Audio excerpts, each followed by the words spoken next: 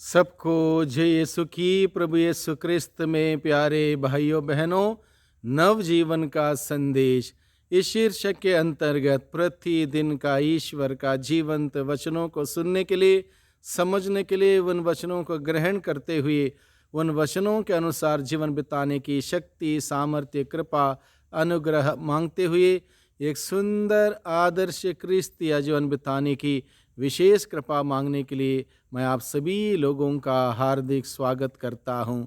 आज नवंबर की 25 तारीख है, मंगलवार का दिन है और आज के दिन में हम सबों के लिए मनन चिंतन करने के लिए विषय दिया है संत लूकस के द्वारा रचित सुसमाचार अध्याय 21 पद संख्या 5 से 11 का प्रसंग है। इस प्रसंग में प्रभु हम सभी लोगों को विशेष रूप से यह बात सिखाना, बताना और समझाना चाहता है। इस दुनिया में इंसान कितना ही बड़ा क्यों ना हो, कितना कुछ उसके पास ज़मीन जायदाद, पैसे, ऐश आराम क्यों ना हो, कितने बड़े पद पर क्यों ना बैठा हुआ हो, उसका भवन कितना बड़ा क्यों ना हो, ये सब कुछ क्षण भंगुर है। इस बात को प्रभु हमें सिखाना चाहता है, बताना चाहता है कि इस दुनिया का जो कुछ भी हम देखते हैं, जो कुछ भी हम ग्रहण करते हैं, अपनाते हैं, अनुभव करते हैं और उसको लेकर हम कहीं बार घमंड भी करते हैं, अहंकार दिखाते हैं, ये सब कुछ एक दिन समाप्त हो जाएगा, एक दिन समाप्त हो जाएगा। लेकिन एकमात्र चीज़ समाप्त नहीं होगी, वह है आध्यात्म। इसलिए प्रभु आज के दिन में इसी बात को हम सबों को बताना, सिखाना और समझाना चाहते हैं। उदाहरण यहाँ पर दिया है।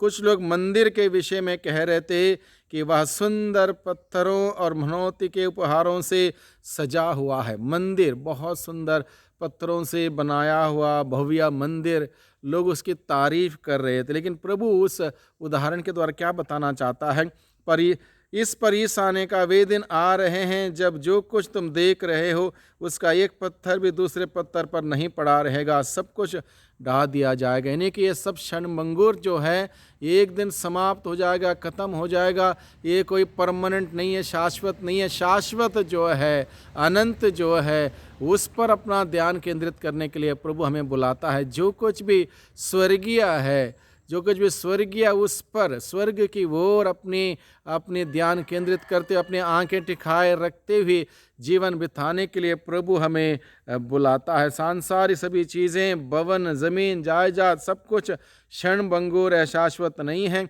इसलिए हमारा फोकस होना चाहिए स्पिरिचुअल बातों पर, आध्यात्मिक चीज़ों पर, आध्यात्मिक बातों पर हमारा ध्यान केंद्रित होना चाहिए। जैसे कि प्रभु का वचन, प्रभु का प्यार, वह विश्वास प्रभु पर, भरोसा प्रभु पर निरंतर हमें आशावादी बनकर जीने के लिए प्रेरित करेगा और एक दिन इस दुनिया के जीवन के बाद हमें स्वर्गीय भवन तक ले चलेगा। इसलिए इस दुनिया के भवन जो बने हैं, यानी कि प्रभु के मंदिर जो बने हैं, उस मंदिर में हम जाएं, मंदिर में हम अपना मंदिर, स्वयं जीवन रूपी मंदिर को पवित्र बनाए रखने का प्रयास करें, ताकि हम सभी एक दिन स्वर्गीय भवन में प्रवेश पा सकें। ये बात प्रभु हमें आज के दिन में सिखाता है। आगे प्रभु का वचन सिखाता है, सब कुछ भली भांति हम जानें, समझें और उसी के अनुसार हमारा जीवन भी हो। यानी कि प्रभु अपने वचनों के द्वारा अनेक बातों का इशारा करता, जिक्र करता है कि क्या क्या होने वाला है। जैसे यहाँ पर लिखा है, उन्होंने ईसा से पूछा, गुरुवर यह सब कब होगा और किस चिन्ह से पता चलेगा कि यह सब होने को है? उन्होंने उत्तर दिया, सावधान रहो, कोई तुम्हें नहीं बहकावे, क्योंकि बहुत से लोग मेरा नाम लेकर आएंगे और कहेंगे मैं वही हूँ। वह समय आ गया है, उसके अनुयायी नहीं बनोगे। जब तुम युद्धों, क्रांतियों की चर्चा सुनोगे तो मत घबराना, पहले ऐसा हो जाना अनिवार्य है, परंतु यही अंत नहीं है।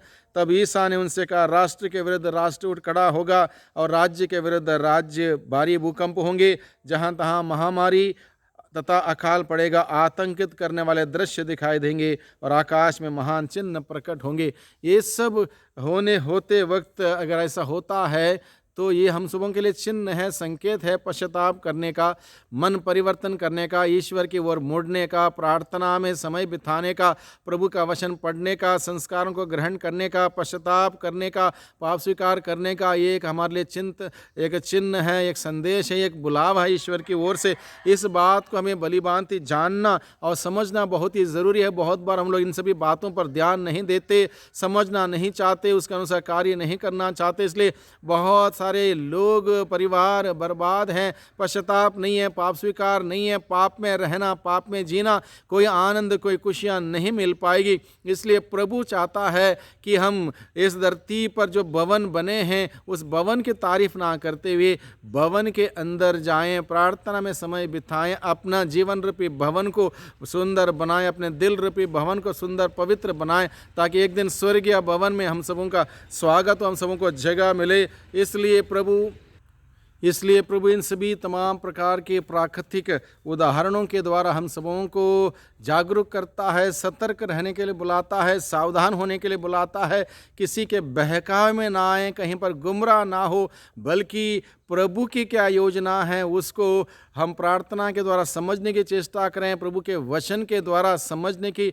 प्रयास करें, ताकि किसी भी प्रकार से हम गुमराह ना हो, गलत रास्ते पर ना हो, बल्कि प्रभु के बताए उस सत्य के, प्रेम के, न्याय के, शांति के, क्षमा के मार्ग पर ही हम अग्रसर हो जाएं, ताकि प्रभु का जीवन, प्रभु की आशीष, कृपा, अनुग्रह हम सबों को मिलता रहे और हम सभी एक दिन स्वर्गीय भवन तक पहुंच जाएं। इसलिए इस दुनिया की चीज़ों के पीछे, आडंबर के पीछे, दिखावे के पीछे, पद के पीछे, प्रतिष्ठा के पीछे, बड़ी कुर्सी के पीछे, उसके पीछे, इसके पीछे समय बर्बाद ना करें, प्रभु की ओर अपना ध्यान केंद्रित करें। प्रभु हमें बुलाता है अलग अलग लोगों के द्वारा, अलग अलग घटनाओं के द्वारा प्रभु हमें बुलाता है। इसलिए प्रभु की पुकार को सुने और उसके अनुसार कार्य करें, ताकि प्रभु की आशीष बरकत हम सबों को निरंतर मिलती रहे।